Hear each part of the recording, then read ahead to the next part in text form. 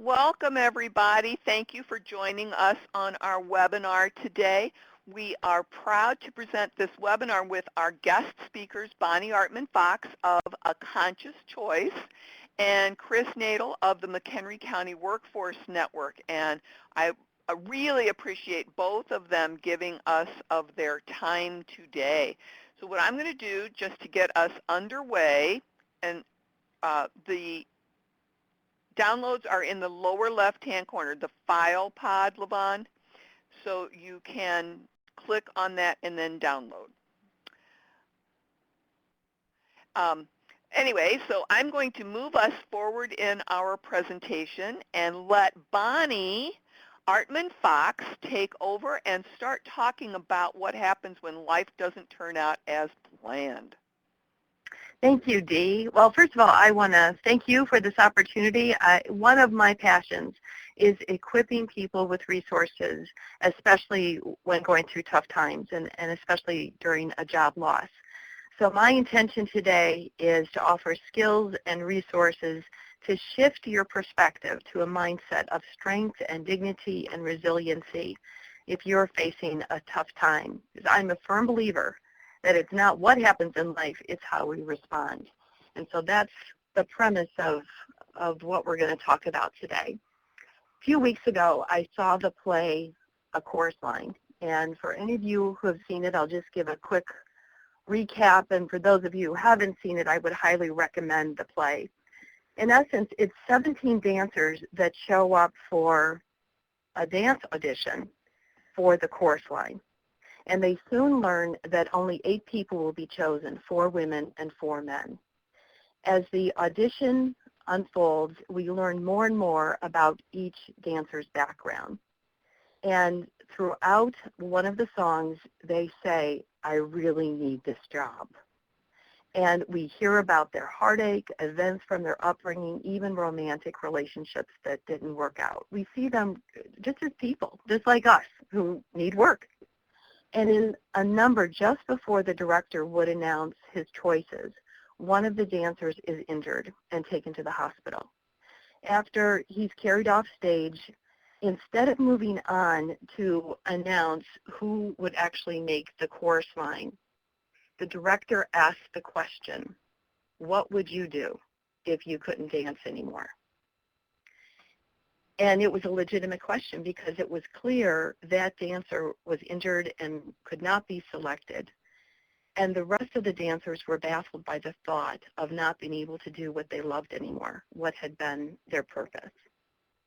And maybe that's what you're facing today, that whether it's because of a health condition that you're not able to work or because of a job loss where you were let go, you could be facing that same question of not being able to find work and not being able to do what you love.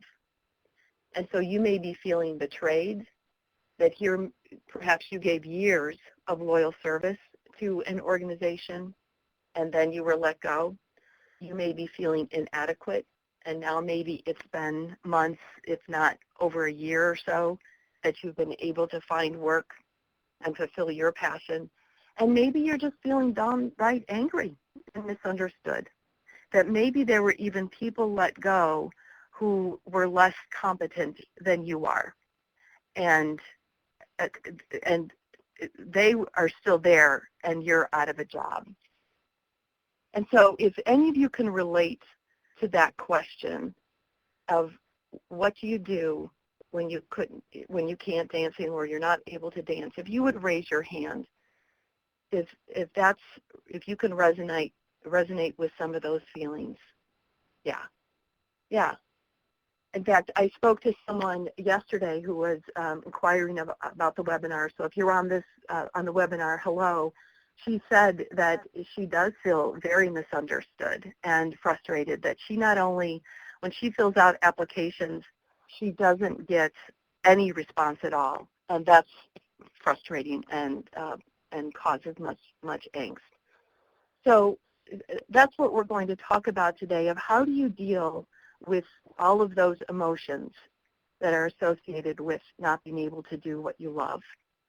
So today we're going to talk about how do you work through the cycle of grief and loss associated with the situation you're facing, and what are some daily practices that you can do to calm your inner critic and manage negative thoughts. So often when we're facing adversity, our inner critic kicks in and just beats us up. And that's what can immobilize us and keep us from moving forward. So a good portion of what we're going to talk about today is how to move past that negativity. And then at the end, we'll talk about what are two important elements for staying on track. What we know about any type of stress is that it affects the amygdala. And this is a little bit of background about brain science that ties into a lot of the strategies that I'll be offering you today. Whether you are filling out a job application or actually showing up for the actual interview, it's stressful. And way back when our ancestors were trying to survive out in the wilderness, they needed the stress response or the fight or flight response that is triggered in the amygdala, that's the part of the brain, in order to survive. That we either fight, and that helps us protect ourselves, or we run away and we flee. But if our bodies are always under this constant state of stress, it really limits our thinking, and we don't see the possibilities ahead of us. So I say that right from the get-go just to normalize that what you're going through is stressful, and it is not only affecting you emotionally, it's also affecting you physiologically. And that's, again, why it's so important that you're very intentional about creating strategies to manage your amygdala, that fight or flight response, so you're more likely to make wise, well-thought-out decisions as you move forward. What we know about grief is that it affects our focus, mindset, and resiliency, because there are just a myriad of emotions involved that range from sadness, depression, anger, and acceptance.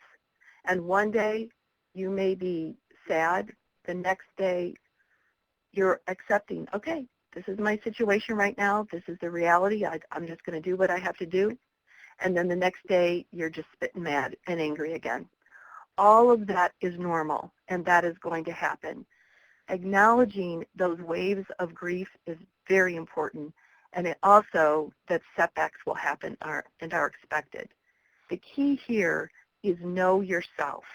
Know what are the things that take you into a downward spiral, and whether that is physically, it affects you more where you lose your appetite, or maybe you overeat, or you're not able to sleep, or maybe it affects you more relationally where you want to isolate and you're more edgy, irritable, and short-tempered with your loved ones. Whatever it is, know yourself and be very intentional about creating strategies to cope with it. It's not what happens, it's how we respond. So the first step here is knowing grief is normal, it's going to happen, it's normal. You've gone through a huge loss, and you want to be of service and use your skills, yet it's not happening. Acknowledge that and make strategies in order to move on. Now, job loss doesn't affect just you, it also affects family relationships.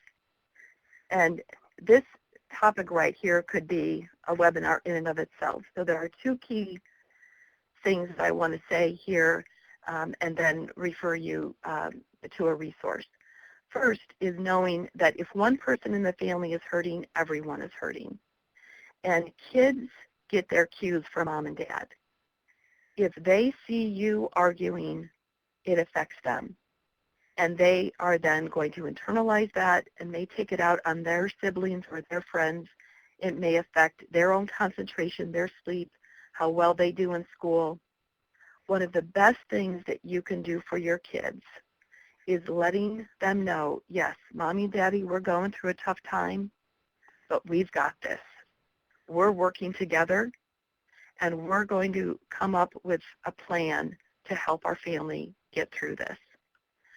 What they see in you and how you're modeling to them coping through tough times is instilling resiliency in them.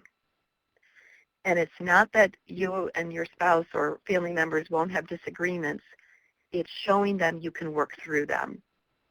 I'm a firm believer it's okay for parents to argue or disagree in front of their kids as long as it's not hostile or abusive and that kids see there's resolution. So that's the first thing. Secondly, as a family member of a loved one who's going through a job loss, and if maybe they are struggling with depression and not doing the things maybe you would hope they would be doing, know your own limits and boundaries of how much of what you can realistically do to help them. I encourage you to ask them, what does support look like to you? How can I help you? How can I show you support and encouragement? Knowing that that's different for all of us. So you want to reassure them of your love and support, of that you're there for them, that you see their effort, and at the same time knowing you can't do it for them. And you can offer, if it would be of help to them to see a therapist with them, be willing to do that as well. The bottom line is these are tough situations that don't have an easy answer. And we do have a resource at the end that we would encourage you to check out. It's a link to Therapist Locator to help you find a mental health therapist that can help you navigate more of those difficult conversations if that is where you're at. One of the greatest antidotes of going through any adversity can be summed up in this picture here on the left of the heart and the brain taking a selfie. And it's what this says in essence is getting the heart and the brain to work together and to have compassion for yourself. And going back to what I said earlier about the amygdala and the fight or flight response, if we treat ourselves with compassion, it will slow down that fight or flight response, or the amygdala, and increase the relaxation response. So we're less likely to be critical of ourselves and take that out, our own upset out on our loved ones. So again, this is the premise of where I'm coming from, of how do we really treat ourselves with more compassion and deal with these difficult times with more kindness instead of beating ourselves up and staying focused on the negative. One of my favorite authors, and this quote is by Viktor Frankl. And Viktor Frankl, as you may know, was a Holocaust survivor. He went on to become a very prolific psychiatrist. Within his own family, he was the only one who survived the concentration camp between his parents, his wife, and his siblings. And it was his mindset of how he persevered. And this is one of his famous quotes: in between stimulus and response, there is a space. And in that space lies our power to choose our response. And in our response lies our freedom and our growth. What Victor is saying here is that we all can choose how we're going to respond. We may not choose our circumstances, but we choose our response. And by being kinder to ourselves and slowing down that amygdala, we're creating that space so that we do make a wise choice of how we respond to the circumstances that we face. Because really, right now, you're at a choice point of how you're going to deal with this job loss. Will you react with panic, or will you react with calm? And that's what we want to help you with today, is to be more intentional to react with calm. And here's one of the first things that you can do. Throughout your day, create what I call conscious pauses. And these are simply taking time to simply stop, focus on your breath, and check in with your body.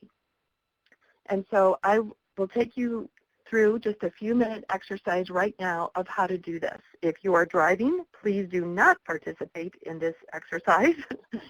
But if you are sitting here at the computer, if you would sit in a dignified and upright position, putting both feet on the floor, and closing your eyes if that's comfortable for you, or looking down at your keyboard at a low gaze. And first of all, just being aware of what it's like to sit here and being fully present in this room, the room that you're sitting in, feeling your body in the chair, your feet on the floor, and just simply stopping, just being still. And now draw attention to your breath, being aware of breathing in through your nose, feeling the coolness of the air as you breathe in, and the warmth of the air as you breathe out.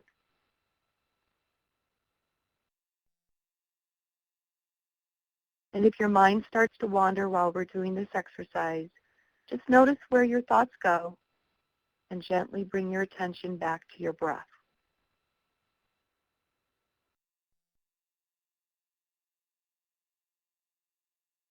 And now taking 3 deep breaths in through your nose, filling your belly with air, almost like there's a balloon inside your belly,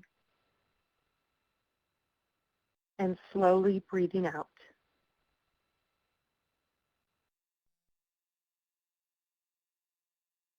And again, a deep breath in through your nose, filling your belly with air, and breathing out.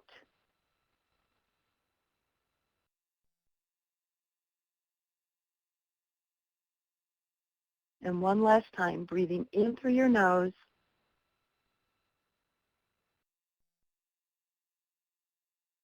and breathing out. And just checking in, now seeing if there's any difference in the way that you feel. And again, you're checking in with your body, noticing if there's any more softness in your shoulders, or maybe feeling a little bit more relaxed. If And you're for some feeling people, calmer, raise your hand. and if you're not, that's okay too. Some people find it a little uncomfortable because we're not used to being still. We're used to always being on the go and doing things, going from one thing to the next. And what this exercise did is allow, again, you're putting that brake pedal on the amygdala so that you can increase your focus and be less reactive. And that was an exercise in mindfulness. And it's a way to calm down that inner critic and manage negative thoughts. And this is a way to increase your focus so that you're less likely to be reactive. And when you come up against a negative situation, to respond instead of react. And then when you show up to an interview, you have more confidence. This is a simple breathing exercise that you can do before you fill out an application online or before you go into an actual job interview. It's a way for you to show up as your best so that you're not as likely to get caught up in the negative thoughts. And that leads to a survey question that we would like to ask you. What are some of the negative thoughts that you have? When you are thinking about your job search, what are maybe some thoughts that you have that keep you stuck? We've just put that question up on the screen here. And it would be helpful just to learn more about what are some of the thoughts that you have so that we can help you come up with an alternative explanation. You can type your answer in there. They won't be broadcast to anybody else, so only Bonnie and I will see them. The reason that this is so important that you pay attention to how you're speaking to yourself is that we know that there is a difference between people who are optimistic versus those who are pessimistic. And again, it doesn't matter what happens to us in life. It's our mindset that determines how we handle it. Dr. Martin Seligman is the founder of positive psychology. And he says that the difference between those who are optimists versus those who are pessimists depends on how you explain things to yourself. So an optimist reacts to setbacks believing in their personal power. They see their situation as temporary, that it's isolated to particular events, and it can be overcome by their effort and their ability. That's how an optimist thinks of things. Now versus a pessimist will focus on a situation as being permanent, pervasive, and personal. And I'll give you some examples of that. I put on the slide here a picture of a journal so that this is just a trigger, a reminder as a tool for today's webinar to start keeping track of how you talk. Some of these words are in your vocabulary. So when a person sees their situation as permanent, they tend to say words as, things are always going to be this way. Things will never change. So there's this all or nothing element to what they say. If a person is pessimist, they also tend to see their situation as pervasive. It's kind of like glitter. They see it as affecting all aspects of their life. Everything is going wrong. Nothing is going right. And then thirdly, they take things very personally, and they believe it's all their fault, and they are constantly beating themselves up. And so the alternative of, and I call these the 3 Ps, are replacing those thoughts with more reality-based perspective. And so if you have a tendency to use always or nothing in your vocabulary, be aware of catching yourself and recognizing for now. For right now, I don't have a job, and I am making efforts to get one. Be intentional of ending on the positive. So for right now, I don't have a job.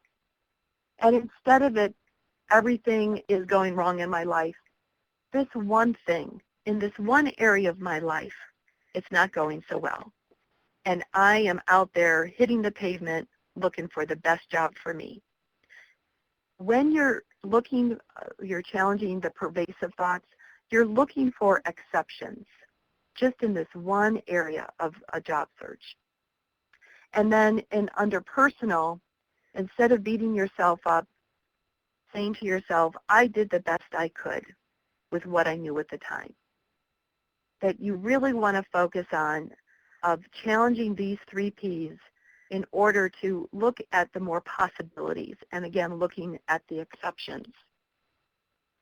So Dee put a question here under the chat. Did that exercise help you? And I'm not sure, Dee, if you were referring to going through this exercise with these questions. We were talking about the breathing. Oh, the breathing. That was the question okay. about the breathing. Okay. Okay. Could I have the screen back of what some of the responses were of people? Sure. I just moved it over. If anybody wants to type anything else in there, I'm making it bigger. If you all don't mind me sharing, then we can see what some of the other results are. Nobody's name is associated with this, so I'm going to just share this so that everybody else can see, because that might be, you might be thinking the same thing as well. Okay, so I'm just going to randomly, I'm going to take the third one down. I'm not good enough. I don't know enough. And with that thought, then I would encourage you to focus on your strengths. I have a lot to offer.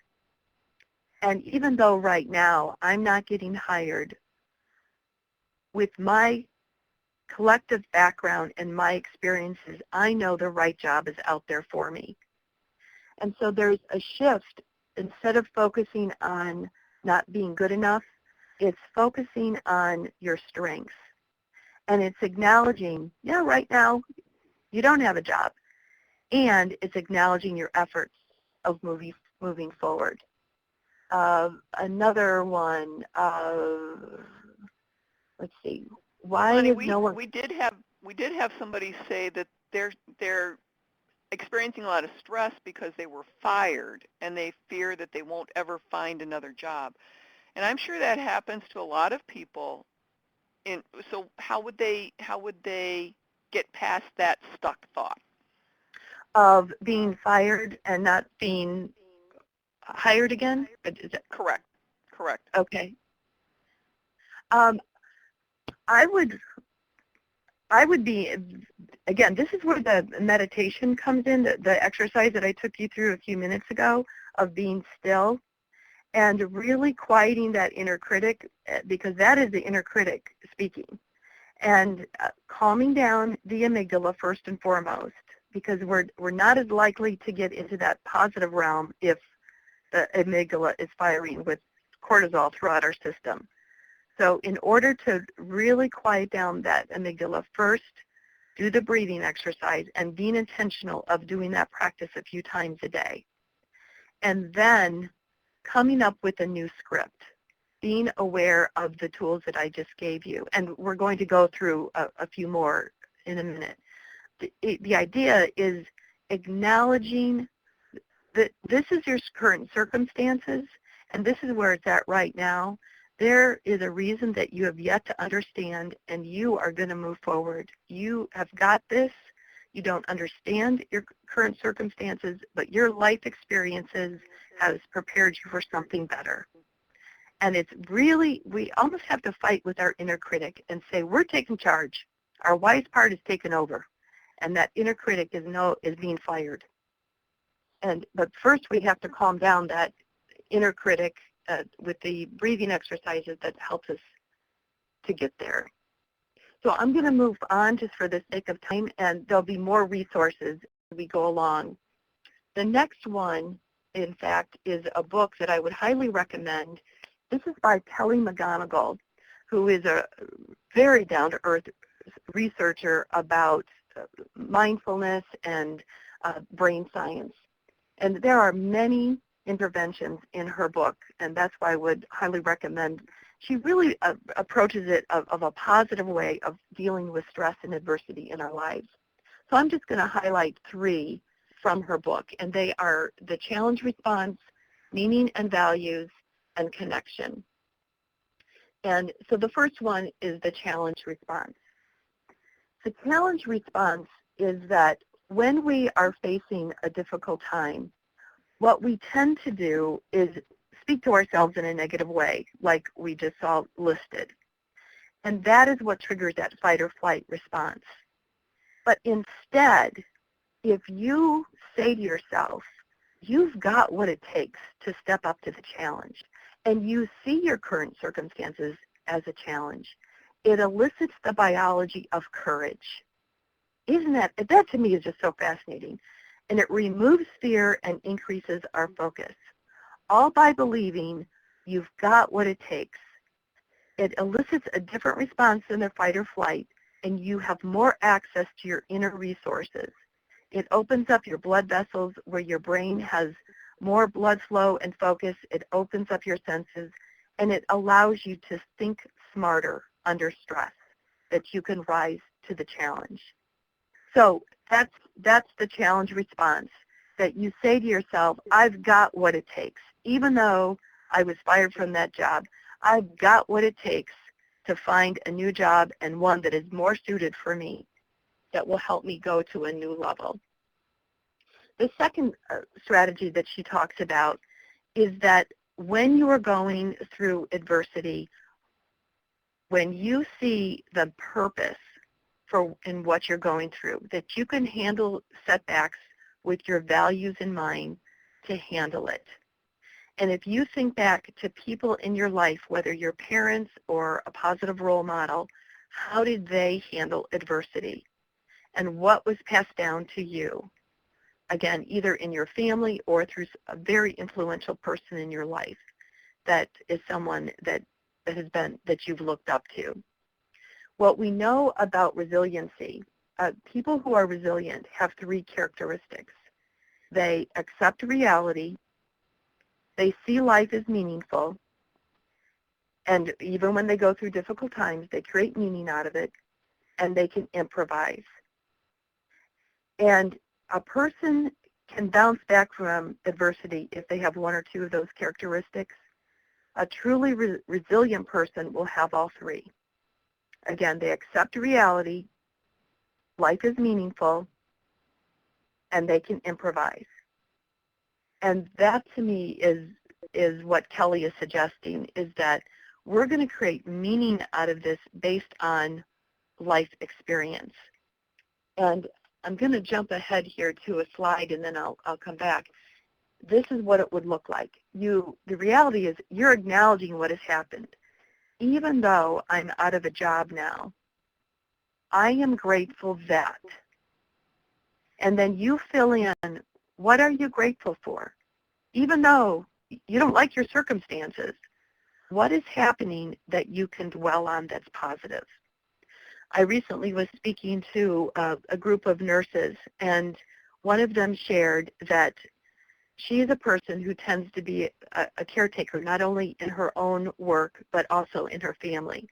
She works all day as a nurse, takes care of her aging parents, and her daughter was just about to have a child. So she's attending to her pregnant daughter. Well, one evening she had the opportunity to go out to a play, and she rarely does anything for herself. Just before she was about to leave, her mom called and said, Dad doesn't look quite right. I'd like you to stop by and take a look at him. And based on what her mom was telling her, she thought, he's okay. I'll stop by after the play. So she goes to the play, and afterwards she calls her mom to see how Dad is doing, and Mom says, Dad had a heart attack, and he's at the hospital. We're at the hospital. Well, she felt horrible that here she is, a caretaker. She's a nurse. She's supposed to know better, and here her father had a heart attack, and she wasn't there for him. And then this is what was key. She said, Bonnie, I realized even though Dad had a heart attack, I'm grateful that Mom knew what to do. They got the ambulance there in enough time. They got him to the hospital. And even though Dad had a heart attack, I'm grateful that it wasn't as bad as it could have. And then this was the real caveat. She said, Bonnie, it made me realize here I do everything for everybody else. And when it came down to it, Mom was able to figure it out without me. Maybe I'm not as needed as much as I think I am. And it was a wake-up call to her about her role as a caretaker. And I think that's a beautiful example of how she was able to, she acknowledged what had happened, but she could also talk about what she's grateful for. So here at the bottom, I see there's Mary Kay says, I'm grateful that I have a strong support system of caring friends and family. And Levon says, I'm grateful that I have time to clean my basement and take more courses. Those are the kinds of things to dwell on. I've heard other people say that I've been able to spend, even though I'm not working, I've been able to go to all of my son's baseball games. Those are quality experiences that any amount of money cannot pay for. Kim is saying, I'm grateful for my health. So that's the essence of this meaning plus values that Kelly is suggesting, that oops, I just kicked myself out. Whoops, all right. Hang in there, guys. I have to get back in the conference. I'm sorry. Hit the wrong button. Okay. I got you. Okay, thank you. So I'm going to go back to the right arrow button. Okay, so that was what Kelly was saying, is creating those meaning with values makes a difference. And then the last one she talks about is, from a brain science perspective, is connecting with others, the power of when we ask for help. And here she talks about when we ask for help, we actually release a hormone called oxytocin. It's actually the hormone of love. And it helps us to connect with people. And especially when we talk about our struggles in a real and authentic way, it releases the hormone DHEA. That helps us to learn from stressful experiences. Now, I often hear people say, I don't want to ask for help. I should be able to figure this out on my own. science is telling us it's more beneficial to ask for help because we're able to better learn from our circumstances when we talk to loved ones and friends and coaches, therapists, whoever, about it. So this is an actual sign of strength if we're able to ask for help. So those are some actual strategies that actually help us to create a new story, again, of how we speak to ourselves. And this is a wonderful quote by Winston Churchill: "An optimist sees an opportunity in every calamity. A pessimist sees a calamity in every opportunity." So again, that's why I put that in there in the webinar about being aware of the 3 Ps and shifting over to the optimistic mindset, because that is how you persevere through adversity, is how you talk to yourself. And if you're more likely to see your situation as temporary, it's only isolated to this area of your life, and it can be overcome by your effort and ability, you will come to a new level, and opportunities will probably open up because you've got a shift in your mindset. So again, now before we go on, I have another poll question, and this before we go into our last section of the webinar. And in your job search, the question is, do you have a daily structure to help you work your job search? Just get a sense here of how much do you put into really having focus in your day. So I love the honesty of the person that said no. Yes, thank you. That's great. That's being real and authentic right there. Thank you. So it looks like we have about 50% do, 8% don't, and or maybe someone just changed their answer, and sort of. Okay, so that helps us as we go into this last section here. All right, so let me hide this slide, okay. hide the poll. All right. So one of the things that we know about creating the results that we want is if we are intentional of creating positive behaviors and rituals in order to get the results of what we want. So this is an idea from Brian Tracy, who is a time management expert.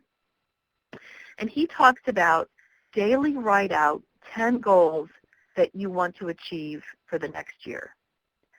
And write it out in very specific terms. So you write out by December 31st, 2015, I am gainfully employed in the job of my dreams. So you're saying by the date, and then I am is the next sentence, and you write it in as if it's already happened. So again, you're being specific with the date and stating I am. Write out those 10 goals every day.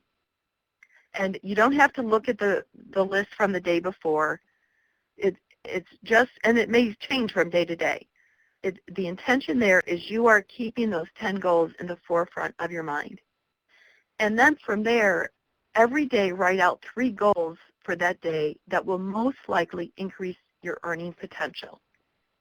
So whether that is you're going to fill out so many online applications, or you're going to be taking a class to hone your skills, or you're going to volunteer someplace that could lead to potentially a job, you are being very intentional of aligning your behaviors with the goals that you want, and that ultimately will get you to a job or to gain the skills in order to get the job that you want. So that's one daily practice. And then another resource is Brendan Burchard. He is a real whippersnapper on the social media these days. He's got millions of followers on Facebook. And he's, again, another guru when it comes to time management and productivity. And these are just some ideas that he talks about of how to unplug. And again, it's about decreasing the stress in order for us to think more creatively and ultimately to be more productive and increase our focus. So he talks about don't check your email for the first hour of your day. Whenever we check our email, we are really responding to other people's agenda instead of doing what's best for us. The first hour of the day, make that time for you, write out your goals, set up what you want to do that day so that you are coming into the day your best self, rested and focused, and maybe doing some exercise, doing a conscious pause, something that helps you go into the day with a fresh mindset. And then he talks about don't look at TV or the web 90 minutes before bedtime. Walk outside 30 to 45 minutes per day without your phone. Take several digital days per month where you don't look at anything digital whatsoever. And don't look at your phone during meals or when interacting with a human. I know that may be very difficult for some of us. But the idea here is that we're learning how to create those practices, those rituals of what is best for us instead of responding to the tyranny of the urgent of either our digital device, social media, and just the distractions all around us. It's being intentional about setting up those behaviors to get the results that you want. Now, all of this is wonderful, and I encourage you after today that you do spend some time to come up with a plan that works for you. I also encourage you, the way to keep momentum going are these two elements for staying on track. Connect with people who value you and you trust. And these are the people that you share what's really going on. These are the people that have got your back. They don't necessarily, it's not about them giving you advice. They are there to say, I love you, I believe in you, I know it's hard, I know you're going to get through it, you're not alone, and I'm here for you. They're the people that you share the most with. And again, going back to what Kelly McGonigal says, when we are real with them and ask for help, they are the kind of people that help us problem solve and look at possibilities when we only see obstacles. A lot of people miss this step. They've got great strategies in place. Life was not meant to be lived alone, and we're more likely to have more meaning in our lives when we have these type of people in our life. And I moved to Pittsburgh 3 years ago and didn't know very many people. And it was through my own networking, building friendships that I can say now I have just as real, authentic friends here as I did when I lived in the Chicago area. And it's possible. It takes effort on our part. And I'm not saying that everybody we meet is this person. It's been said if you have a handful of people in your life who you can be real and authentic with, you are a rich person. That's what I'm going for here. That you look for the people that you know have got your back. And it may be someone that you can laugh with over dinner, someone you exercise with, someone that you take walks with. Maybe it is your spouse, but it's the people who get you and are going to be there for you. Before we take questions, I do want to offer that I do have an MP3 focused meditation about calming your inner critic. And if you would like to receive that, send me an email at bonnie@aconscious.com and put in the subject line today's date, webinar resources, and I will send that out to you. I'm also available for mental strengthening coaching. But with that being said, what questions do you have with what we've covered today? Bonnie, we did have in the what are your negative search thoughts, we had a number of people mention about being too old or over 50. Could you address what they might be able to do to reverse that stuck thought for being an older job seeker? I would suggest there's a few things. One is appreciate your wisdom. You have so much lived life experience that younger people can glean from. And I would, first of all, would recommend getting in a volunteer situation where in an area that you love, that you can pass down your wisdom, whatever that is.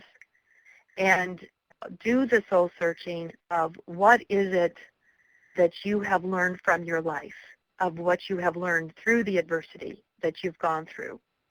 And come up with a talk, a way of sharing that. Become, like one organization is Toastmasters. It's a way for you to learn your speaking as well as your leadership skills. And whether you are going to prepare a formal speech or learning to speak on your feet, how to become more confident, how to be more organized, lead a meeting, all of those skills you learn in Toastmasters. So those would be two things that I would recommend. Get involved with volunteering, recognize, make a list of all of your strengths and your life experience, I guess three things, and then become involved with an organization like Toastmasters. That will also get you out of yourself. Toastmasters also has a whole mentoring program, and that is also a way for you to pass down your wisdom. You have so much to offer that I would really encourage you to do an exercise of challenging those thoughts of allowing your age to limit your usefulness and what you can give back, because you have so much you can give that the world needs. And just as a reminder to everybody, we did have last week a webinar on being absolutely qualified rather than being told that you're overqualified. So you may want to go back to our YouTube channel and or to our Illinois WorkNet website so that you can watch that webinar recording as well. Okay. So Bonnie, did you have one more thought that you wanted to share? Yes, I just wanted to end with this picture of a Chinese bamboo tree. The Chinese bamboo tree is watered and fertilized for the first 4 years daily without growth. It takes perseverance and continuous watering and fertilizing. It's in the 5th year that the Chinese bamboo tree shoots up to 90 feet tall. It has a surge of growth after years of tending to it. And in the same way, you may currently be in the watering and fertilizing stage of finding a job. You're not seeing results, you're getting rejection letters or no response at all. And I just want to encourage you, keep at it and believe your effort is going to pay off. People often give up because they don't think effort is going to pay off. Focus on your efforts even when you don't see results. And over time, you will shoot up and have opportunities before you, just like this bamboo tree. Excellent. Excellent. Thank you so much, Bonnie, for sharing all of your wisdom and information with us. What I am going to do, I'm going to pull over a poll question that we didn't get up early in the webinar.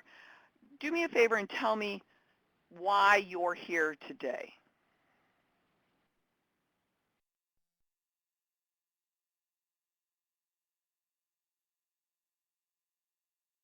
So it looks like the majority of our people are actually job seekers themselves right now. So, being able to incorporate some of these activities might be able to help them in their job search.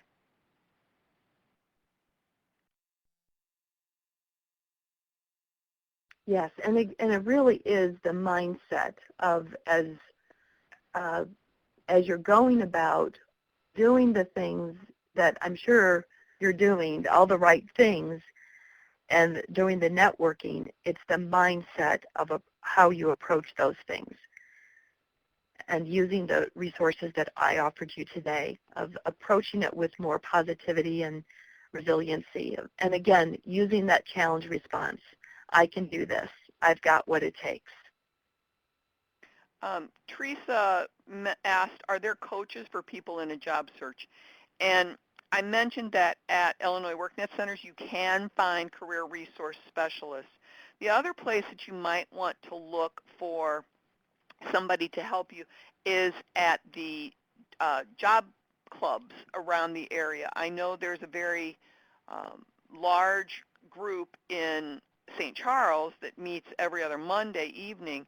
So there's a whole list of job clubs around that will help you through some of these coaching opportunities that you might be investigating.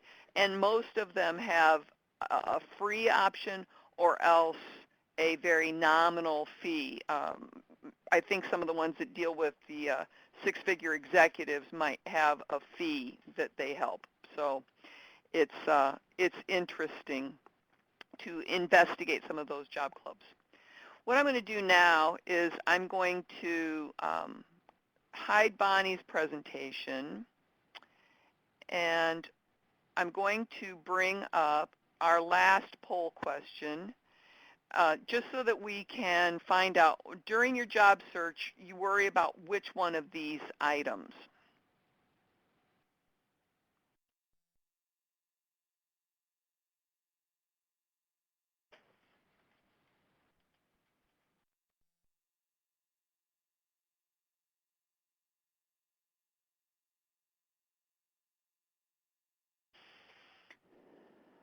All right. So what we're going to do now, Chris Nadel was going to be our next guest speaker, and she called me this morning and told me that she had an emergency that she needed to take care of.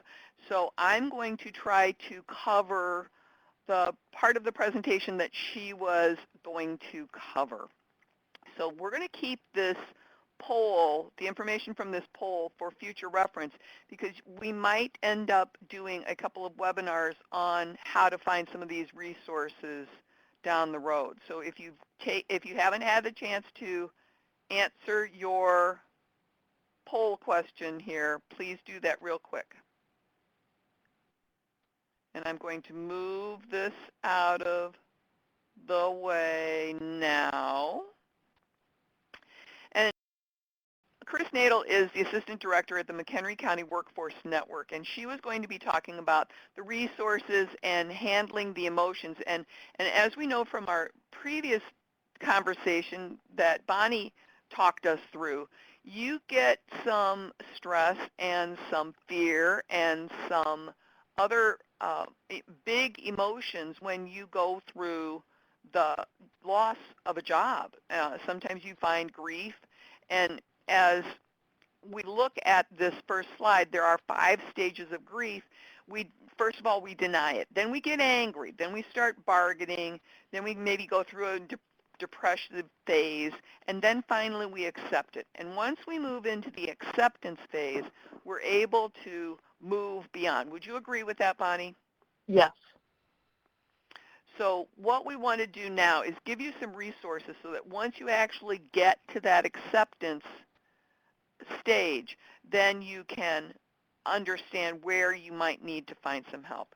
And Chris said that the first resource that you can look for is, and I'm not going to read all of these slides to you because it is available in the file pod in the lower left-hand corner, but making sure that you know where the resources are that are available to you and identifying what your needs are will help you lose some of that fear of being unemployed. And Illinois WorkNet is a major resource to help you find some of these other tools and information that you need to move forward in your job search. Illinois WorkNet can help you by being available 24/7. We help you find a number of resources. We have links for your job search. We help you find networking information. And then there's other links to local resources that can provide you extra support for you and your family while you're in transition. You need to first assess your current situation. And what you can do on Illinois WorkNet is go to the Network and Connect page, the tab on Illinois WorkNet for Network and Connect. And yes, Chelsea. and then go to locate your nearest office, put in your zip code or county, and then visit that local workforce office. And as one person mentioned a little bit ago, there's not a career resource specialist in the office near them. That's where finding the job clubs might be more useful for you. Take advantage of the free services that are offered at that local workforce development office and find that assistance that you can do with all of the resources that are available through the Workforce Investment Opportunity Act that's out now. Making sure that your financial house is in order is one of the most important things. And if you need help making a budget, first of all, you want to apply for unemployment benefits. Don't be afraid to apply for unemployment. And then if you need help to make a budget, you can do that by going to the consumerftc.gov. It will give you some resources, and there are some local resources available that you might find in your area by checking with one of your United Way offices to help you find some career credit counselors that will help you either on a sliding scale or for free in your physical geographic area. Making sure that you know what your family's finances are, what you have to pay, and what are nice to pay. Maybe instead of having 3 newspaper subscriptions, you cut it back to 1. Maybe instead of having cable with all the sports channels, you cut it back to basic cable.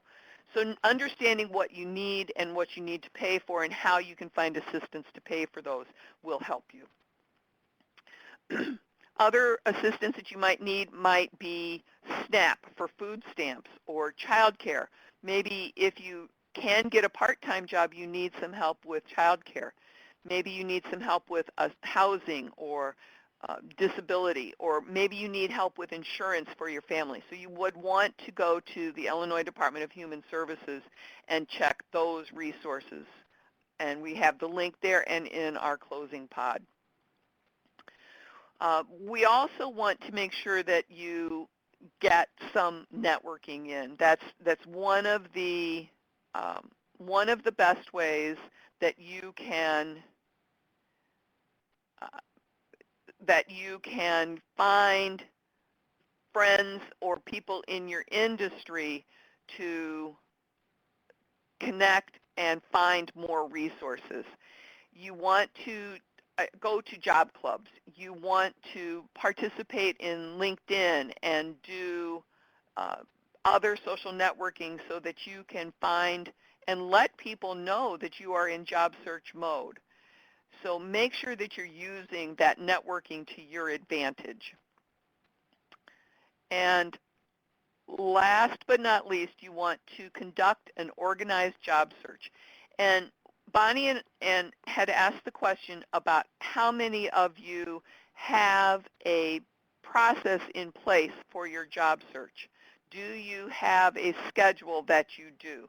Do you take the opportunity to spend so much time on the internet looking for a job? Do you spend so much time sending out resumes? Do you spend so much time exercising? Do you make sure that you eat properly? Do you make sure that you spend time with your family? Making sure that you're doing all of those things and having an organized day will help you get through that job search more effectively and efficiently. And you want to use a couple of the tools that are available to you for free. Illinois WorkNet Employment 101 will help you get through all of those steps and help you organize your job search. And then through Illinois JobLink, which is run through the Department of Employment Security, you can upload your resume to match for some available jobs. So make that final step toward employment. Take good care of your health, like I just mentioned. Utilize the resources that are available to you. Reach out to your family and friends, like Bonnie said. Conduct an organized job search, and then ace that interview. Finally, you will get back to work. So that's it for our formal presentations today. I want to go to our closing pod, and we will want to bring back our chat, just so if you can please take a look at the poll questions here. We do have a link, a section with web links from today's presentations. Bonnie had mentioned finding, Bonnie, do you want to point out what we were talking about with the marriage and family therapist link? Sure. The Therapist Locator is a website designated to helping you find a licensed marriage and family therapist in your area. So that website of the Therapist Locator, all you have to do is put your area, your zip code in, and it will help you identify a therapist who works from a family systems perspective. So this is a person who's been trained to look at the patterns of how people interact with each other and looks at the big picture, focuses on strengths and minimizes and doesn't focus on pathologizing or someone as being the problem in the family, but overall how the family works together and how the family can make things better. All right, and then United Way. Check with the link here that says United Way is the United Way of America. If you enter in your zip code, they will give you the closest United Way offices. And United Way offers a lot of sliding scale resources. And if you tell the United Way office what it is that you need, they will find the local organization that can help you with that. We have a link for Illinois Job Link. We have a link for the Illinois Department of Human Services, the Illinois WorkNet Service Finder, and then Getting News, and last but not least, our virtual job club network on LinkedIn. And if you have not already joined the network on LinkedIn, please do so. And if you are a job seeker in Illinois, we will make sure that we include you in our list. So thank you very much, Bonnie Artman Fox of A Conscious Choice, for sharing your knowledge and information with us today. We truly appreciate it. And Chris Nadel, thank you for putting together that presentation. We are hopeful that you will be able to overcome the emergency that you had to deal with today and be back in the office very quickly. Everybody have a great day and enjoy your job search, and make sure that you're thinking positive and with gratitude on a daily basis.